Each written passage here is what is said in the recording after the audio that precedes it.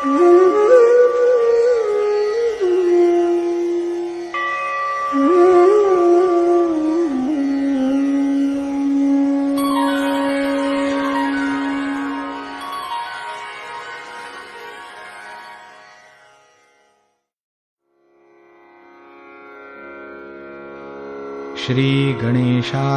नमः।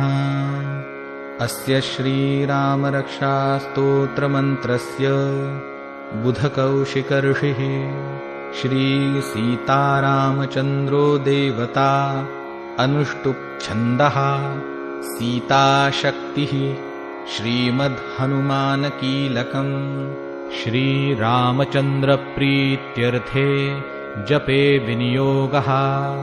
अथ ध्यानम्। ध्यायेदाजानुबाहुं धृतशरधनुषं बद्धपद्मासनस्थम् पीतं वासोवसानं नवकमलदलस्पर्धिनेत्रं प्रसन्नम् वामाङ्कारूढसीतामुखकमलमिलल्लोचनं नीरदाभम् नानालङ्कारदीप्तं दधतमुरुजटां मण्डनं रामचन्द्रम् इति ध्यानम्।